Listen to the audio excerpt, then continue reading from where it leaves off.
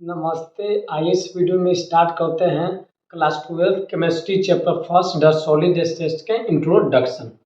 इस चैप्टर में पढ़ेंगे सॉलिड स्टेट के बारे में। सॉलिड मतलब मैटर के जानते हैं, मैटर का स्टेट है। इस सॉलिड के बारे में पढ़ेंगे, पूरा डिटेल से पढ़ेंगे। सॉलिड क्या है, सॉलिड किससे मतलब किससे कहते हैं, क्या चीज़ से मिलकर बना रहता है, इसमें क्या क्या होता है, इसका मतलब अरेंजमेंट कैसा होता है, ये कौन कौन सॉलिड लाइन पास करवाता है, कौन कौन पास नहीं करवाता है, पूरा डिटेल से पढ़ेंगे। इसमें पहले सबसे पहले इसका इंट्रोडक्शन पढ़ेंगे। इस चैप्टर में हमको पढ़ना क्या है, इससे प्रीवियस सिलेबस में आप पढ़ चुके होंगे गैसेस स्टेट के बारे में। अब इस चैप्टर में मुख्य रूप से पढ़ना सॉलिड, मतलब इस चैप्टर अगर पढ़ लीजिए तो पूरा एकदम ना डिटेल से समझ में आएगा सॉलिड क्या है, एकदम ए टू जेड एकदम पूरा। आज कैसे मतलब शादी उदी होता है तो कुंडली निकालते हैं, एकदम पूरा ए टू जेड कुंडली मैच करवाता है। उसी प्रकार ये मैच जान ले तो पूरा कुंडली एकदम 3600 गुण कैसे मैच करता है, उसी प्रकार पूरा डिटेल जानेगा कि सॉलिड क्या है, एकदम पूरा डिटेल से। अब देखते हैं इसमें क्या क्या पढ़ना है, सुनिएगा। सबसे पहले इसमें पढ़ना ऐसे तरह स्टार्ट करें। सबसे पहले पढ़ेंगे कि सॉलिड क्या है, उसके बारे में पढ़ेंगे। तो उसके फिर इसमें इंट्रोडक्शन कैसे कैसे पढ़ना है, सबसे पहले देखें। पढ़ना है general general characteristic of solid. General characteristic of solid, solid के सामान्य गुण के बारे में पढ़ना है। सॉलिड के सामान्य गुण के बारे में पढ़ना है। सॉलिड के क्या क्या सामान्य गुण है, सॉलिड क्या क्या गुण है। जैसे आप जानते होंगे कि सॉलिड जैसे अगर पानी या गैस को कौन रखते हैं तो बह चला जाता है, सॉलिड क्यों नहीं बहता है, उसमें अगर हम फोर्स लगाते हैं तो उसमें हाली चेंज क्यों ना आती है, सब के बारे में अध्ययन करेंगे। वही जनरल प्रॉपर्टी के बारे में पढ़ेंगे। फिर इसी में पढ़ेंगे हम, फिर इसी चैप्टर में हम पढ़ेंगे का चीज टाइप पढ़ेंगे। सॉलिड के कितने टाइप है उसके बारे में याद रखिए। सॉलिड के दो टाइप है, amorphous solid and crystalline solid. वो पढ़ना है का चीज। अब आगे अगला हमारा टॉपिक क्या होगा, हमारा टॉपिक होगा amorphous and crystalline. Amorphous and crystalline solid किसे कहते हैं इसके बारे में पढ़ेंगे। एमोर्फस सॉलिड क्या होता है, क्रिस्टलाइन सॉलिड क्या होता है, उस सब के दोनों का डिफिनेशन इस सब के बारे में जानेंगे। फिर इसी में डिफरेंस सब जानेंगे।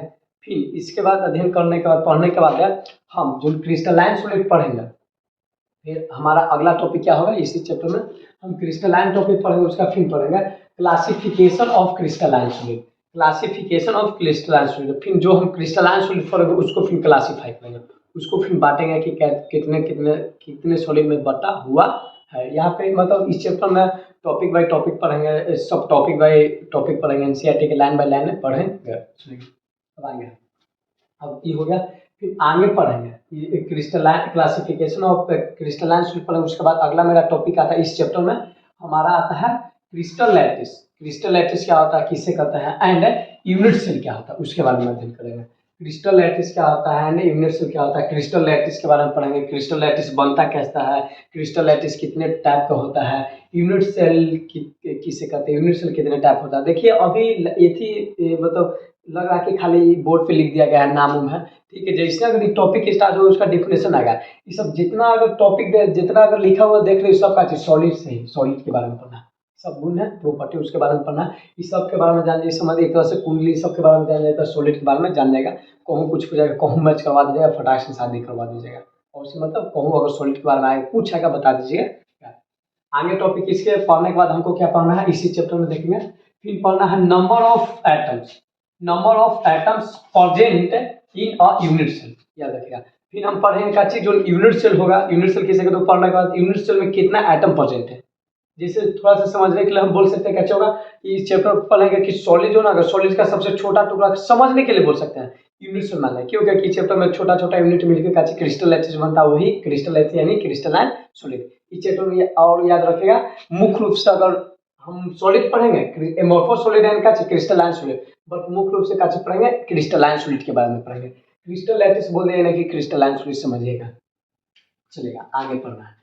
आगे का पढ़ेंगे, ये होने के बाद हम पढ़ेंगे क्लोज पैक्ड स्ट्रक्चर। याद रखें क्लोज पैक्ड स्ट्रक्चर, जो मेरा सॉलिड है अब सॉलिड को क्लोज पैक करेंगे, कैसे पैकिंग होता है, मतलब सॉलिड कैसे कैसे बनता है। आप सुनेंगे बहुत सारा सॉलिड रहता है, कोई कोई मतलब अगर छोटे सॉलिड रहता है काफ़ी भारी रहता है, कोई बड़ा सॉलिड रहता है फिर भी हल्का टाइप का लगता है। उसके बारे में क्लोज पैक के बारे में पढ़ेंगे।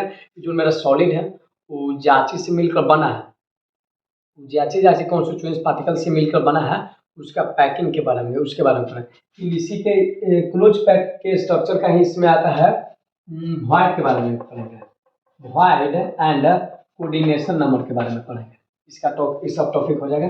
अब आगे पढ़ेंगे पैकिंग इफिशियंसी। जी, जो हम जो सॉलिड का हम क्लोज पैक्ट किए थे, तो पैकिंग एफिशिएंसी कितना है, मतलब सॉलिड कितना एटम से मिलकर बना है। क्या कि आप खाली जगह भी रहता है सॉलिड में, याद रखिएगा। दुनिया का कोई भी चीज़ या सॉलिड होता है वो अगर सोचेगा पूरी तरह से ये थी नहीं रहता, पैक्ड नहीं रहता, उसमें भरा नहीं रहता, कुछ जगह खाली रहता है। पैकिंग एफिशिएंसी के बारे में पढ़ेंगे, जो उनकी सॉलिड है उसमें कितना एटम है और कितना जगह खाली है उसके बारे में। फिर उसके बाद पढ़ने के बाद हम पढ़ेंगे calculation of density of unit cell. जो मेरा यूनिट सेल का डेंसिटी का कैलकुलेशन करेंगे। हर एक डिफरेंट टाइप का जो मेरा यूनिट सेल रहेगा तो उसका डेंसिटी निकालेंगे, कितना डेंसिटी है, मतलब एरिया में कितना एटम है उसके बारे में बोल सकते हैं। मास बाय वॉल्यूम पढ़ोगे कि वॉल्यूम में कितना मास है, कौन कौन यूनिट का कितना डेंसिटी होता है उसके बारे में। फिर उसके बाद पढ़ने के बाद है इम्परफेक्शन इन सॉलिड। सॉलिड में इम्परफेक्शन, खामियां क्या है, दोष क्या है, डिफेक्ट क्या है। कि अगर सॉलिड मेरा बनता है तो उसमें कुछ ना कुछ डिफेक्ट आ जाता है। क्या क्या डिफेक्ट है, कौन कौन डिफेक्ट है, इसके बारे में पढ़ेंगे। इसमें आता है वैकेंसी डिफेक्ट है, इंटरस्टिशियल डिफेक्ट है, स्कॉटी डिफेक्ट है, बहुत सारा डिफेक्ट इस सब के बारे में आता है। मेटल एक्सेस डिफेक्ट, इस सब के बारे में पढ़ेंगे। उसके क्या क्या डिफेक्ट आता है, जब अरेंजमेंट करते हैं तो सॉलिड जब बनाते हो तो उसमें कुछ गड़बड़ी हो जाता है, तो उसके बारे में पढ़ेंगे कि कैसे कब का गड़बड़ी होता है उसके बारे में। फिर इसके अध्ययन करने के बाद, इसके पढ़ने के बाद फिर हम पढ़ेंगे electrical and magnetic property of solid. Electrical and magnetic property of solid. अब सॉलिड क्या है, इलेक्ट्रिकल प्रॉपर्टी और मैग्नेटिक प्रॉपर्टी के बारे में पढ़ेंगे। मतलब है कि कौन कौन सॉलिड मतलब लाइन पास करवाता है, कौन नहीं लाइन पास करवाता है, कौन पूरा पास करवाता है, कौन पूरा नहीं करवाता, कोई बीच बीच में रहता है, कोई पास करवा देता है, उसके बारे में पढ़ेंगे। फिर ये थी मैग्नेटिक प्रॉपर्टी के बारे में पढ़ेंगे कि कौन कौन सॉलिड है मतलब मैग्नेट की ओर आकर्षित हो जाता है, चुंबक से चिपक जाता है, कौन नहीं चिपकता है, इसके बारे में पढ़ेंगे। अब मेरा अगला टॉपिक आएगा एक अच्छी जनरल करेक्टरिस्टिक ऑफ सॉलिड। अब उसमें अगला टॉपिक में पढ़ेंगे एक अच्छी कि सॉलिड किसे कहते हैं, सॉलिड के क्या क्या गुण है उसके बारे में पढ़ेंगे। ये थी आपका एनसीईआरटी का जो टॉपिक बाय टॉपिक होगा, सब टॉपिक बाय टॉपिक होगा।